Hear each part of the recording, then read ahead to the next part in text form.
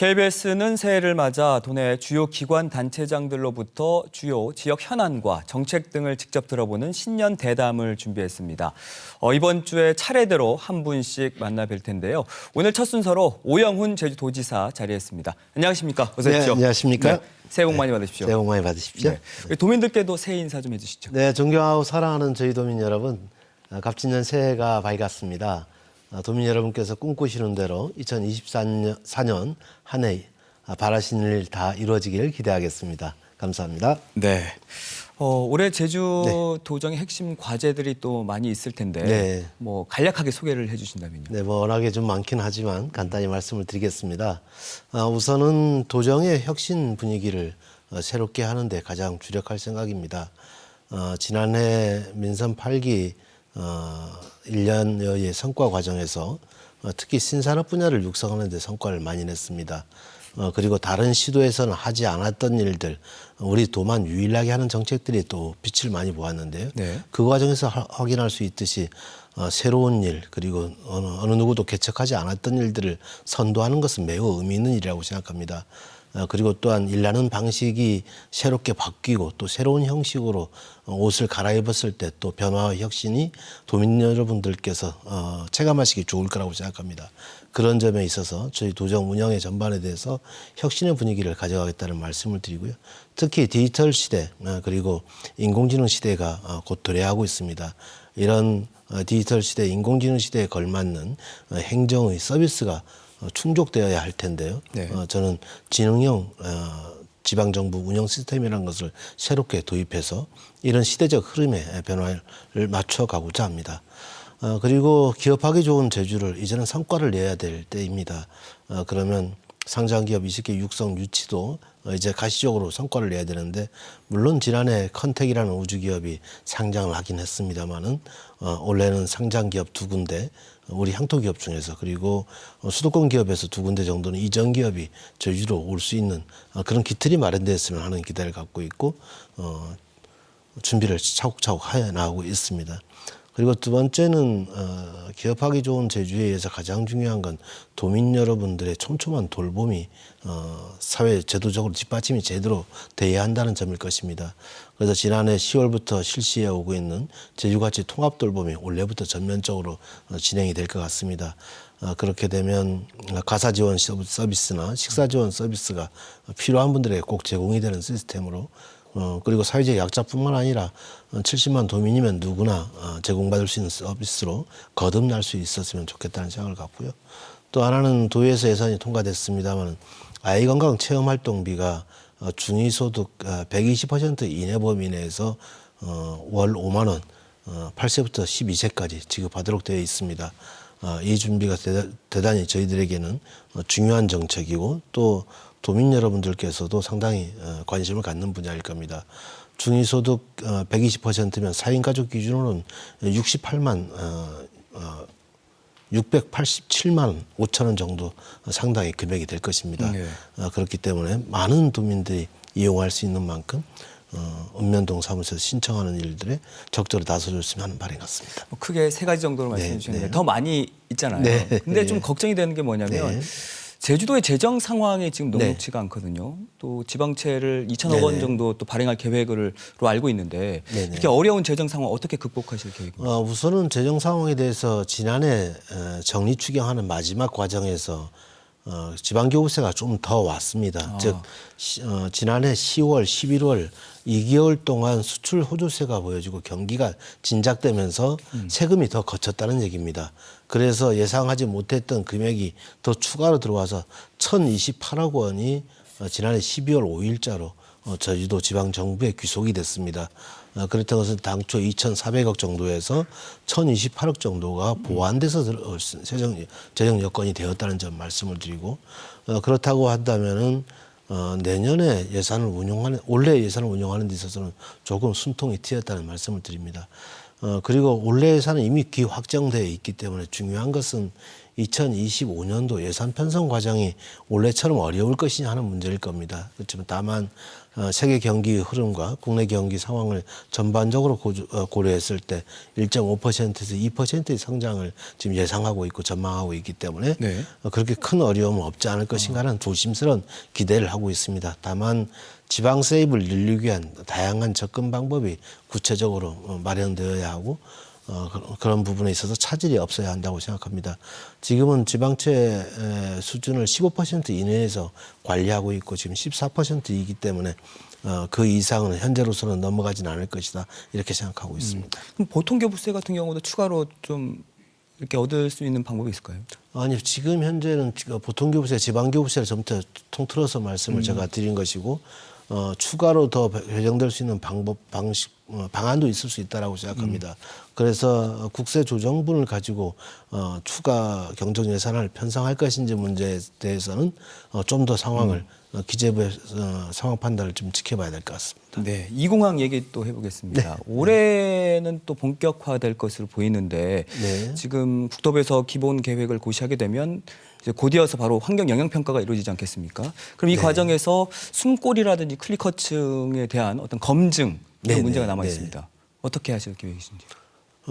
이미 제가 제2공항과 관련된 입장에 대해서 원칙을 말씀드린 바가 있습니다. 주로 시민사회단체에서 제기했던 즉 반대를 많이 하셨던 분들의 입장도 충분히 이해하고 있고 또 그리고 환경영향 평가 동의 과정에서 제대로 검증하겠다는 말씀을 드렸습니다. 아까 말씀했던 대로 클리커층이나 그리고 숨골 그리고 네. 조류 충돌의 가능성 등 그리고 수용성의 문제 여러 가지 5가지 원칙에 대해서 말씀을 한 바가 있는데요. 환경영향 평가 동의 절차 과정에서 제대로 검증해 나가겠습니다. 지금까지는 공항 확충 추진단이 주요 업무를 총괄해 나갔다면 환경영향 평가 동의 절차를 진행하는 과정에서는 우리 기후환경국이 중심이 돼서 그와 관련된 일들을 진행하게 되지 않을까 생각하고 있습니다. 어쨌든 도민 갈등을 최소화할 부분이 있을 테고 또 이러기 위해서는 도민들과 또 소통하는 문제 여기서는 또 적극적으로 또 해주셔야 되지 않겠습니까? 당연합니다. 우선 그 도의회하고도 제2공항 문제에 대해서는 고시가 이루어지고 나면 그 이후에 협의체를 좀 구성해서 도민 여러분에게 좀 더 상세하게 진행되는 상황을 공유하고 또 판단을 함께 할 수 있도록 그런 시스템을 만들어가도록 하겠습니다. 네. 자, 행정체제 개편 네. 지금 시군 기초자치 부활과 또 세계 행정구역 안으로 가닥을 네. 잡고 있지만 제주특별법이 그 개정이 지금 지연이 되고 네. 있습니다. 지금 행정안전부가 이견을 좁혀가고 있다라고 하셨는데 그럼 특별법 개정 없이 주민투표는 가능한가요?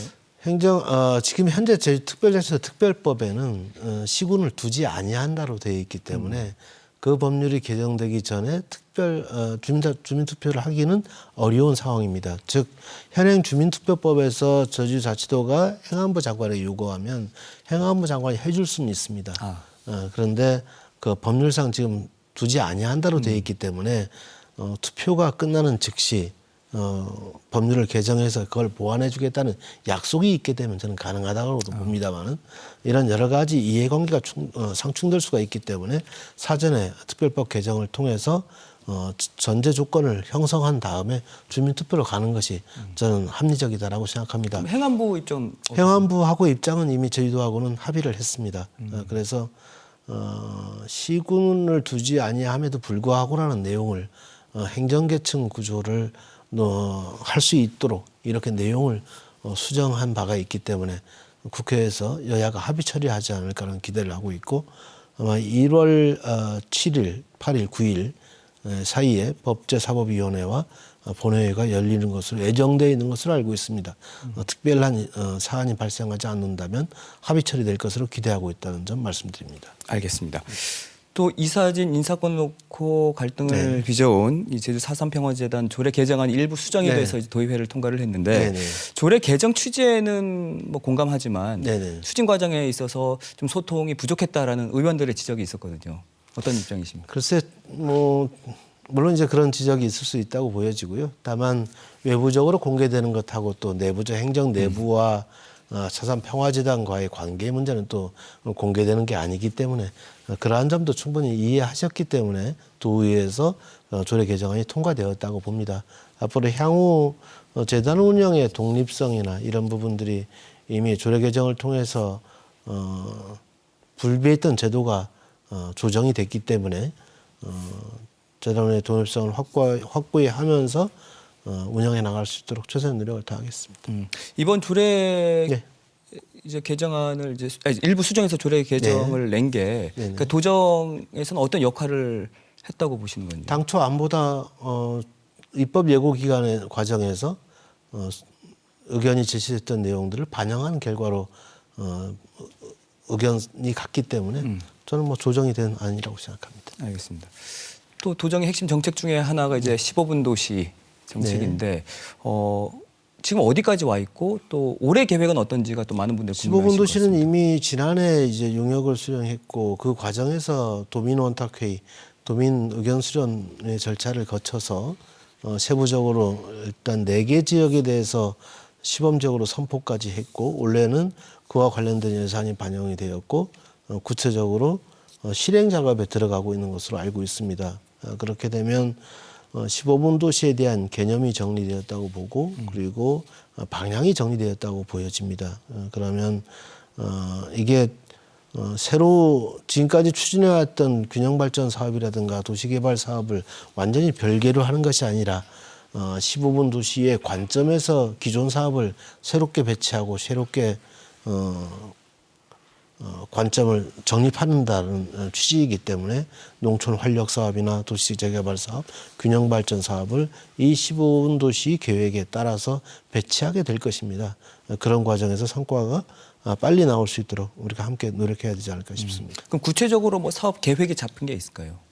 15분 도시 관련 계획이 수립되는 것으로 알고 있습니다. 아마 올해 상반기 중으로 조성 계획이 마련되지 않을까 싶습니다. 근데 15분 도시와 관련해서 맞물리는 게 뭐냐면 이제 대중교통에 네네. 대해서 네네. 뭐 편의성이라든지 효율성을 높여야 한다라는 네네. 또 과제가 남아 있는데 이건 어떻게 같이 움직이는 당연히 15분 네. 도시의 핵심이 탄소 배출을 최소화하면서 이동하는 데 큰 어려움이 없어야 되는 겁니다. 걸어서 이동하면 더 좋고 자전거를 타거나 그다음에 대중교통을 이용해서 이동하자는 취지이기 때문에 대중교통 탑승률이 버스 수송률이 더 높아져야 되겠죠. 다행히 버스 준공영제 개편 과정에서 대단히 여러 가지 어려움이 있었긴 했습니다만은 최근에 급행버스를 새롭게 도입했는데 지난 9월부터 3개월 동안에 버스 이용객이 30% 이상 증가했습니다. 그만큼 도민들이 가리워하는 부분은 저는 긁어들였다 이렇게 표현하고 있는데 7만 명에서 9만 명, 9만 3천 수준까지 올라왔습니다. 35% 증가했다는 것은 이만큼 버스 준공영제를 조금 더 혁신적으로 운영하지 않으면 안 된다는 걸 입증해 줬다고 생각합니다. 지난해 제주시에서 성공했기 때문에 올해는 서귀포시로 확대할 예정이고요. 그리고 지선과 간선 체계를 명확히 하는 것 그리고 지금 감차 협상이 진행되고 있습니다만은 부분적으로는 감차를 할 수밖에 없는 상황이라는 점. 그러면서 버스 요금과 관련돼서 버스 지원 예산과 관련돼서 낮출 수 있는 방향으로 그렇게 움직여 나가고 있다는 점 말씀드립니다. 네, 어쨌든 버스 감차 계획은 뭐 공익성이라든지 수익성 부분에서 꼭 두 있어야 가지를 되는 다 부분이죠. 고려해서 네. 진행하고 있습니다. 금왕리 폐기물 처리 업체 증설 논란과 관련해서 제주 지역 공공 하수 슬러지 처리 문제점이 네, 드러났습니다. 이 부분에 있어서는 어떤 대책 가지고 계신지요? 그와 관련해서 언론에서 이제 보도가 많이 있었고 또 지적이 많이 있었던 게 사실입니다. 저 또한 언론 보도를 통해서 구체적으로 그 문제점에 대해서 파악하게 됐고 지난 12월 29일 날 금왕리 마을 분들과의 면담을 통해서 그 대책에 대해서 저희 도의 입장을 말씀을 드렸습니다. 우선 당장은 제주 도내에 하수슬러지를 자체 처리할 수 있는 시설과 능력을 갖고 있지 못하다라고 저는 판단하고 있고 그리고 계약에 의한 협정 방식을 통해서 도외 지역의 하수슬러지 처리 업체와 계약하는 상황도 준비해야 된다 이렇게 생각하고 있습니다. 그리고 장기적으로는 공공하수 처리 시설에서 이 문제에 대한 접근을 해야 된다고 생각을 하고 그러면 각 하수 처리장에서 슬러지를 건조한 다음에 그리고 광역 쓰레기 처리장에서 이 건조한 슬러지를 처리하는 방식으로 가는 게 맞다라는 판단을 하고 있습니다. 그래서 하수도 종합 계획에 정비 계획에 반영이 돼서 관련 예산을 확보해 나가면서 단계적으로 공공에서 전부 책임진다 이런 방향으로 갈 생각입니다. 그럼 장기적으로 이제 어쨌든 제주도에서 직접 처리하겠다라는 네, 말씀이시죠? 그렇습니다. 네. 남방 큰 돌고래 보호를 네. 위해서 지금 국내에서는 처음으로 생태법인 제도 도입을 네. 앞두고 있습니다. 그럼 구체적으로 어떤 방향으로 가실 계획인지요? 남방 큰 돌고래는 지금 현재 제주도 인근 지역에서 서식하고 있는 멸종 위기종입니다. 제주 특히 해녀분들과 함께 바다라는 공간을 영위해온 동물이기 때문에 우리가 보호해야 한다고 생각하고 누가 대신해서 법적인 권리를 갖고 보호할 것이냐 이 문제 때문에 생태법인 도입이라는 이야기가 제시가 됐고 네. 많은 국내 관련 전문가들이 이 문제에 대해서 동의해 주셨고 함께 추진을 해주고 계십니다. 그래서 22대 국회가 출범하는 내년 올해 6월을 목표로 저희 특별자치 특별법 개정을 진행할 생각입니다. 남방 큰 돌고래를 당장 생태범위로 지정하는 방안이 첫 번째 아닐 것이고요. 두 번째는 전반적인 생태계 자체를 생태법인으로 지정하는 방안이 있을 수 있다고 생각합니다. 국회 논의 과정에서 국민 공감대를 얻을 수 있는 방법으로 법이 개정되지 않을까 전망하고 있습니다. 근데 또 주변 그 해녀분들과의 문제도 몇 네, 개지 그래서 제가 그 해넘이 축제를 대정읍 동일리라는 마을에서 했는데요. 제가 이번에는 해녀분들과 함께 해넘이를 남방 큰 돌고래와 함께하는 사업으로 같이 진행해 본 바가 있습니다. 해녀분들, 북촌 해녀분들과 또 동일리 해녀분들이 함께 해녀 공연도 함께 했는데요. 남방 큰 돌고래와 함께 살아가겠다는 그런 의지를 분명히 밝혀주시는 모습을 보면서 대단히 큰 힘을 얻고 있다는 점 말씀드립니다. 네. 그리고 제주 1차 산업 뭐 여러 네. 도전의 직면에 있습니다. 네. 많은 어려움이 있는데 활력을 좀 불어넣기 위해서 어떤 구체적인 계획이 있을까요? 그래도 원래 상황은 좀 나쁘지 않다라고 보여지고요. 2023년도 산 감귤 같은 경우에는 전년 대비 40% 이상 가격이 호주세를 보여줬기 때문에 전반적으로 1차 산업의 상승세를 이끌고 있다라고 생각합니다. 그리고 그동안 약간 걱정이 됐던 양배추나 월동무 같은 경우에도 2024년으로 접어들면서 조금은 상승하는 분위기로 방향이 바뀌고 있어서 소비 진작의 상황을 막고 있는 게 아닌가 하는 기대를 하고 있다는 점입니다. 1차 상품에 대해서 갑자기 경쟁력을 높이기는 쉽지는 않을 겁니다. 그렇지만 장기적으로 우리가 우리향이라든가 가을향이라든가 감귤의 품종도 새롭게 신품종을 개발해서 지금 동남아시아권에서 아주 호평을 받고 있듯이 이 신품종의 개발에 대해서 상당히 좀 더 장기적으로 잘 준비해야 되겠다 이런 생각을 좀 하고 있고 그리고 이 전라남도 일부 지역과 특히 양배추 같은 경우에는 재배 시기와 재배 면적이 이제 비슷한 상황을 보고 있는데 재배 면적에 대한 조절을 위해서 함께 전라남도와 협력을 하는 게 대단히 중요하다는 판단을 하고 있습니다. 이번에도 양배추가 좀 더 일정 가격 이하로 내려가게 된다면 산지 폐기 등 적절한 조치를 함께 취하자는 합의를 하고 돌아왔었는데 그런 방식이 도입돼야 될 것입니다. 그리고 가장 중요한 문제는 물류 체계를 어떻게 혁신적으로 바꿀 것이냐의 문제입니다. 해상운송비 물류 문제가 계속적으로 제기가 되어 왔습니다. 아직 해결이 안 됐었는데 다행스러운 것은 지난해 12월에 국토교통부가 제주도를 국가물류기본계획 4대 권역에 포함시켜 준 것입니다. 네. 우리가 작년 한 해 1년 내내 요구했던 사항인데 매우 다행스러운 부분이고요. 그러면 제주와 예를 들어서 지금은 고흥시 전라남도 고흥군의 녹동항과 그다음에 국가물류 기본시설이 연계하는 시스템을 지금 준비를 하고 있기 때문에 이런 국가물류기본계획에 반영됐기 때문에 해상운송 물류비도 접근할 수 있는 길이 열렸다. 그것은 농가분들에게서 큰 도움이 되지 않을까 기대하고 있습니다. 그럼 제주 관광산업은 어떻게 할까요? 관광산업 부가가치를 높이는 방향으로 저는 질적인 성장을 할 수 있도록 전환해야 된다고 생각합니다. 계속해서 1,500만 이상 오는 것 저희들에게도 환경적으로도 문제가 되고 수용성에 있어서도 문제가 될 수밖에 없다고 봅니다.